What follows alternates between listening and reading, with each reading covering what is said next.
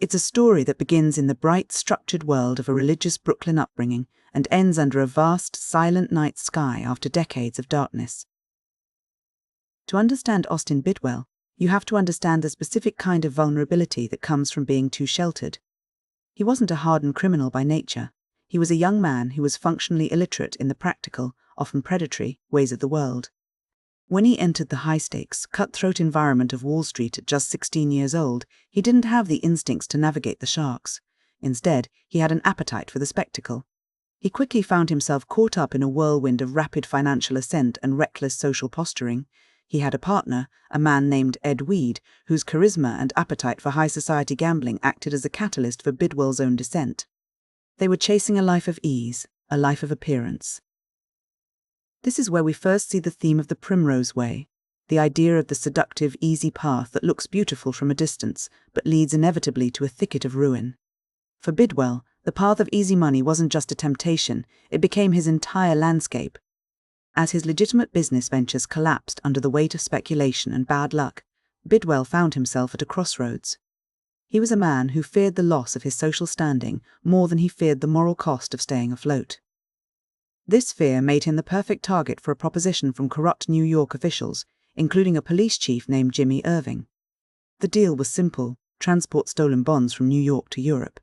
It was a descent from the high-stakes gambling of Wall Street to the actual, hard criminality of international bond smuggling.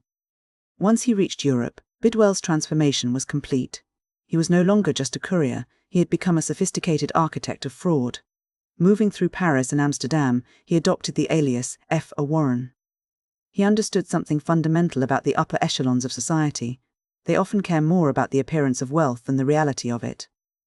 He spent months meticulously building a fraudulent reputation. He moved through the finest hotels and the most exclusive circles, using fine clothing and the performance of immense wealth to mask his true intent. He was playing a part, and for a long time the audience believed him. The target was the Bank of England. The scale of the forgery scheme was immense, requiring incredible patience and meticulous planning. Bidwell was working alongside men like Max Shinburn, a highly educated criminal who could navigate the transition from thief to fake aristocrat with unsettling ease, and a man named Mac, who was a strange mix of criminal audacity and intense religious enthusiasm. They were operating in the shadows of the world's most powerful financial institutions, feeling almost untouchable. But as the memoir reminds us, even the most sophisticated crimes are subject to the smallest errors. The entire enterprise didn't collapse because of a massive detective sting or a grand betrayal. It collapsed because of a single clerical error, a missing date on a forged bill. That tiny human oversight was the thread that, when pulled, unraveled the entire tapestry. The net began to close quickly. While his accomplices, Mac and George, attempted a series of desperate escapes through the Irish countryside, using disguises and constant exhausting performances to evade detection, Bidwell could not outrun the consequences. His identity was uncovered by Pinkerton detectives, and the man who had once moved through the ballrooms of Europe as a gentleman of means found himself standing in a courtroom at the Old Bailey. He was convicted of fraud and sentenced to life in penal servitude. The second half of Bidwell's story is where the book shifts from a tale of crime to a harrowing chronicle of endurance. He spent 20 years in the English prison system, moving between Chatham and Newgate. He describes the penal system not as a place of moral correction, but as a machine. It was an unfeeling mechanical entity designed to crush the human spirit through repetition, isolation, and grueling physical labor. He describes the mud districts where prisoners were forced into back-breaking work in the muck, a physical degradation that mirrored the social degradation of his sentence. The psychological toll of solitary confinement is perhaps the most striking part of his account. To survive the silence and the crushing weight of isolation, Bidwell turned to the only things that could provide a sense of order and companionship. He leaned heavily on the Bible and the works of Shakespeare, using literature to maintain a connection to a world of intellect and emotion. In a more primal, almost desperate attempt to stave off the loneliness, he even began training rats and mice, finding a strange, quiet companionship in the small, living things that shared his confinement.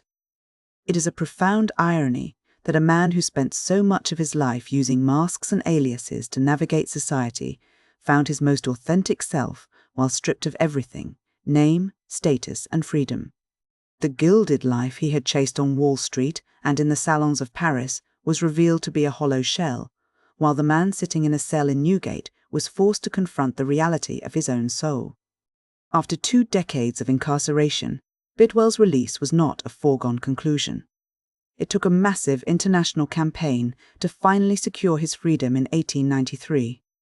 When he finally emerged, he wasn't the same man who had stepped onto the docks in New York all those years before. He described his release as a spiritual rebirth. He spoke of the night sky, a vast and silent witness to his long years of darkness, and found a sense of peace that his previous life of frantic speculation had never allowed him to feel. Looking back at Bidwell's journey, we see a narrative that is less about the mechanics of crime and more about the tension between appearance and reality.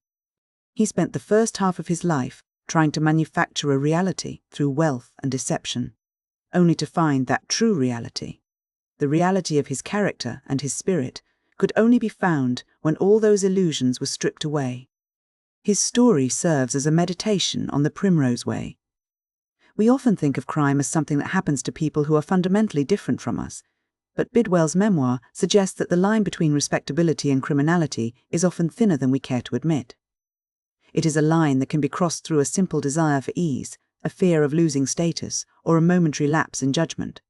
He shows us how easily a person can become caught in a machine, whether it's the machine of Wall Street speculation or the machine of the penal system, and how difficult it is to reclaim one's humanity once that machine has taken hold. In the end, Bidwell's travels take us from the heights of greed to the depths of despair, and finally to a place of quiet, hard-won clarity. It is a reminder that while the world may be obsessed with the gilded surface of things, the true measure of a life is found in what remains when everything else has been taken away.